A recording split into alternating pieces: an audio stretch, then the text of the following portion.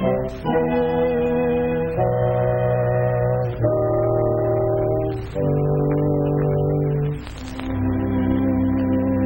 the Japanese attacked Pearl Harbor, our west coast became a potential combat zone. Living in that zone were more than 100,000 persons of Japanese ancestry, 2/3 of them American citizens, 1/3 aliens. We knew that some among them were potentially dangerous. Most were loyal.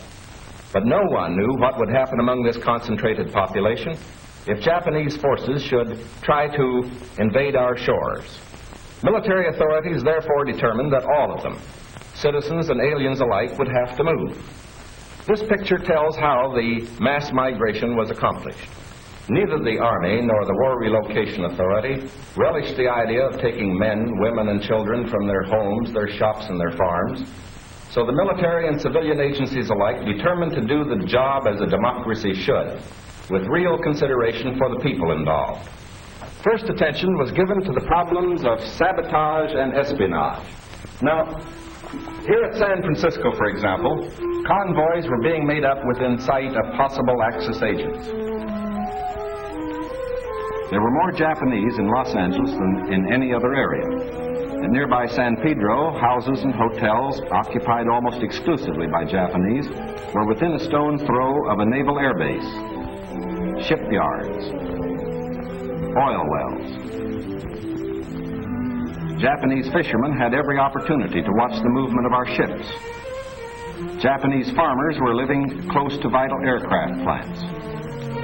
So, as a first step, all Japanese were required to move from critical areas such as these. But of course, this limited evacuation was a solution to only part of the problem. The larger problem, the uncertainty of what would happen among these people in case of a Japanese invasion, still remained. That is why the commanding general of the Western Defense Command determined that all Japanese within the coastal area should move inland. Immediately, the Army began mapping evacuation areas and for a time encouraged the Japanese to leave voluntarily. But trouble for the voluntary evacuees soon threatened in their new locations. So the program was quickly put on a planned and protected basis. Thereafter, the American citizen Japanese and Japanese aliens made their plans in accordance with Army orders. Notices were posted. All persons of Japanese descent were required to register. They gathered in their own churches and schools, and the Japanese themselves cheerfully handled the enormous paperwork involved in the migration. Civilian physicians made preliminary medical examinations. Government agencies helped in 100 ways. They helped the evacuees find tenants for their farms. They helped businessmen lease, sell, or store their property. Now, this aid was financed by the government, but quick disposal of property often involved financial sacrifice for the evacuees. Now the actual migration got underway. The Army provided fleets of vans to transport household belongings and buses to move the people to assembly centers. The evacuees cooperated wholeheartedly. The many loyal among them felt that this was a sacrifice they could make in behalf of America's war effort. In small towns as well as large, up and down the coast, the moving continued.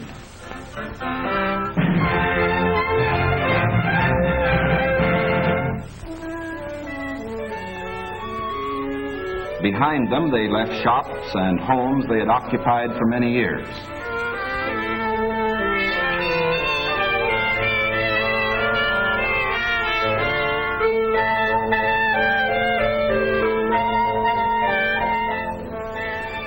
Their fishing fleets were impounded and left under guard. Now they were taken to racetracks and fairgrounds where the Army almost overnight had built assembly centers. They lived here until new pioneer communities could be completed on federally owned lands in the interior. Santa Anita Racetrack, for example, suddenly became a community of about 17,000 persons. The Army provided housing and plenty of healthful, nourishing food for all.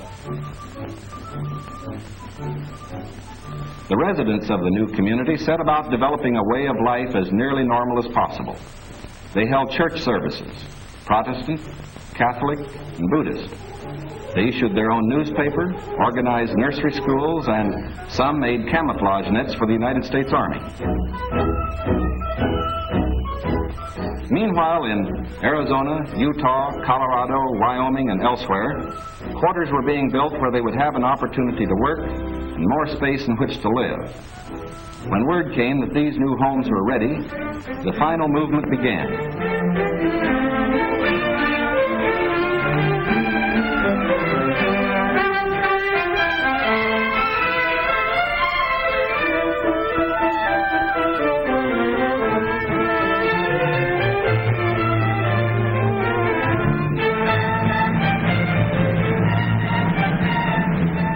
At each relocation center, evacuees were met by an advance contingent of Japanese who had arrived some days earlier and who now acted as guides.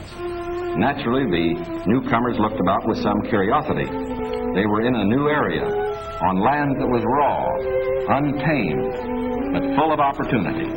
Here they would build schools, educate their children, reclaim the desert. Their own physicians took precautions to guard against epidemics.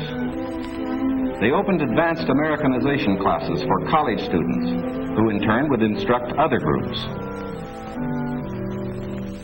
They made a rough beginning at self-government, for while the Army would guard the outer limits of each area, community life and security within were largely up to the Japanese themselves.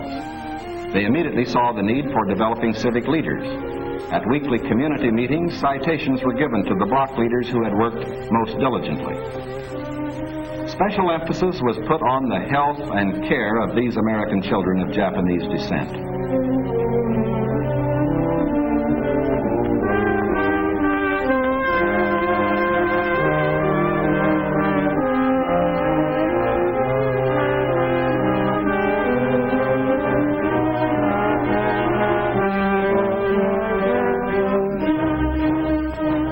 Their parents, most of whom are American citizens, and their grandparents, who are aliens, immediately wanted to go to work.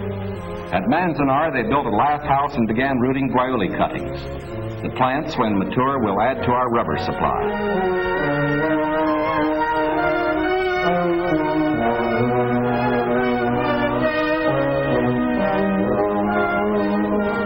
At Parker, they undertook the irrigation of fertile desert lands.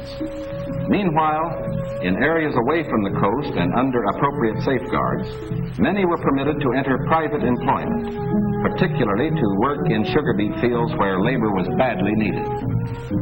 Now, this brief picture is actually the prologue to a story that is yet to be told. The full story will begin to unfold when the raw lands of the desert turn green, when all adult hands are at productive work on public lands or in private employment.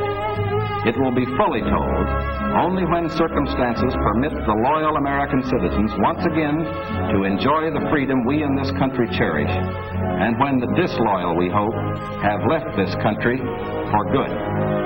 In the meantime, we are setting a standard for the rest of the world in the treatment of people who may have loyalties to an enemy nation. We are protecting ourselves without violating the principles of Christian decency. And we won't change this fundamental decency no matter what our enemies do. But of course, we hope most earnestly that our example will influence the Axis powers in their treatment of Americans who fall into their hands.